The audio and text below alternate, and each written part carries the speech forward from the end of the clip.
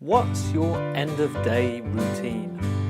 Hello, it's Thursday, it's John, it's Marketing for Owners. I'm indoors today, it's a bit windy outside. I was going to go outside.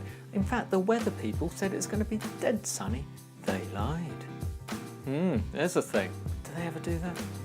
So, at the end of each day, what do you do? Now, this can be at the end of your working day or at the end of your day. Many of us these days are stuck on our devices, which can range from a TV to a laptop to an iPhone or a smartphone or an iPad or a tablet. That is before we go to bed. Possibly not the best thing. So why not think of something else to do? How about having a routine? Now this can also be at the end of your working day. If you have routine, it helps you remember to do things that are possibly worth doing. It becomes habit. So at a later one next week, I think we'll discuss what to do at the start of the day. But I actually think it's good to have a routine at the end of the day, because have you ever got home and your other half, your spouse or your boyfriend or your girlfriend has said to you, "Oh, did you have a good day?" "Yes." What have you been up to?" I can't really remember, but I know I was busy." Well, here is a suggestion, and this may, to some of you, right, please forgive me, because to some of you this may sound a bit wishy-washy, a bit American for those of you in England who think like that, or a bit hippie-ish. But these things, if you think positively, over time your brain will become more positive. You will become a more positive person. So here's what I'm going to suggest you think of doing at the end of a day. First of all, what are you grateful for? Now, there are apps, I believe, for if you look up things like gratitude log, so you can keep a diary of, it's almost a journal of what you are grateful for. What have you been grateful for today? So this can be people, it can be things. And if you think of yourself, in fact, if you try to write down, say, 5 things or 5 people, after a couple of days, you'll start to run out, because you'll say, "Oh, I'm grateful for my wife, I'm grateful for my parents," and you'll get all the easy ones. But once you start to think, it puts your brain into a different sort of mode. First of all, it takes you away from work. That's a good thing. So it gets your mind out of work mode at the end of the day, or this might be before you go to bed, and it makes you think differently. Now, if you have to think of who you are grateful for or what you're grateful for, that is a good thing, because once you start to think hard about it and you start to think of individual things, and to be honest, it could have been the lady in the queue in the supermarket who pointed out that you'd left your jacket hanging on your trolley or something like that. It could be something a little bit more out there. Just saying. Now, another one is, after you, what have you been grateful for? Who have you helped today? Again, it's almost a challenge, because you might think, "Well, I haven't helped anyone." Well, why not? Why haven't you? Should you have? If it's your business, then if you have staff or a team, then why not help your team or your staff to better themselves, to improve themselves at work or outside work? You're doing it. You're listening to podcasts. You're looking at videos. If you're looking at the video version, you are trying to improve yourself. Why is that? Why not explain these benefits to other people who may not even know they exist? But also, how about you were the one in the supermarket who helped a little old lady get those bags out of her trolley into the back of her car. Why couldn't you do that? Imagine how that will make you feel.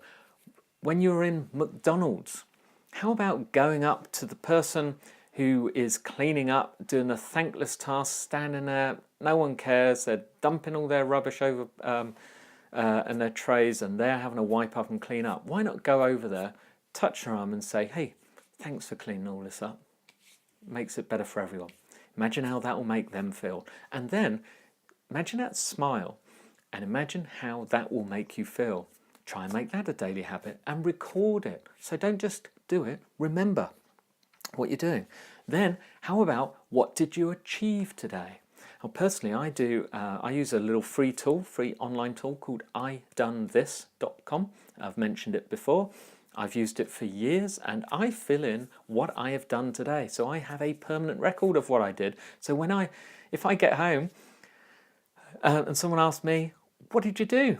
Obviously I work from home, so it doesn't really count. But if someone asks, I can say, well, I did this, I did that, I did that. These were the things I knocked off my to-do list. These are the important things I did today. And if you're recording what you have done, so you feel a sense of achievement, you remind yourself what you did. You attended a meeting or you set up a meeting with so-and-so and so-and-so, and you thrashed out the new plan for the new project, and it's going to be started in X weeks or something or other. You actually did something. So you didn't just have a meeting, you did something. Record that. Now, the other one that is good to do is, what are you going to do tomorrow? Generally, there's a writer and inspirational leadership guy called Brian Tracy, written hundreds of books, and one of his books is Eat That Frog, which suggests that when you've got your to-do list, instead of doing what we all do, me as well, every single day, is go down and do the easiest, pick the easy ones. He suggests that you pick the hardest one, the frog. No one's going to eat frogs. Eat that frog first. Do that hardest one first, and then everything after that becomes easy. It's got to be done. The longer you put it off, the worse it becomes. Just do it.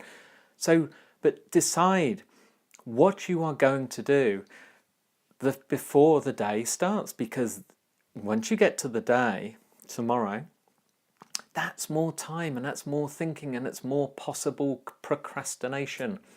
We all do it. So in your to-do list, don't have an extensive to-do list, have the extensive one hidden from view, but have the important stuff. Pick 2 things a day. Some people go for 3. I suggest pick 2, because once you've got those done, you will have moved forward. If you've picked the most important and the hardest things to get done, once you do those, you can do another one, but you've done those. So decide what you're going to do tomorrow, and then you have a routine. And if you do this, if you record this and just record it, there are people who will just record this in a Google Doc. And it's for yourself. You can put it out there. You can do whatever. You can record it in a journal. Journaling is a good thing. I personally don't write stuff down like that in a journal, but a lot of people do. It's a good thing, because imagine years later, you look back at the things, the ideas, what you did, what you achieved. You'll have a sense of pride. You'll be a much happier person. There you go. End of the wishy-washy hippie lecture from John. Yeah. It is a Thursday, it's time for a Drive Time podcast, and today I'm going to recommend The Entrepreneur's Journey. Now this is from Yarrow Starrock, and his name is spelt pretty much as it sounds. Yarrow is technically he's Canadian, I think, but he's Australian. Most people think he's Australian because he spent much of his life in Australia, although I think recently he might have gone back to Canada.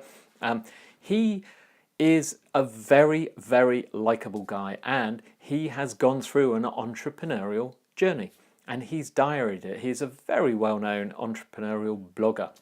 He's been blogging for years, since the early days, and he's detailed everything he's done, everything he learned, and how you can do the same. He's got a lot of followers, but he's such a nice guy. He used to have really unruly, unkempt hair all over the place. That's quite short. But He's so like us. So when he went out and bought a car, he saved up and bought a car. He bought a Suzuki something. He didn't go out and buy a Ferrari or a Lamborghini like half the people like to have us believe. He went and bought this. He also bought himself his first house and so on. And he's gone through this. He interviews people. He talks about things. He's a great bloke. Very likeable. I strongly recommend The Entrepreneur's Journey. He's got a website as well. You can Google it. Yarrow Starrick. The details are on the website at marketingforowners.com/podcast. You'll find it. I'll see you tomorrow.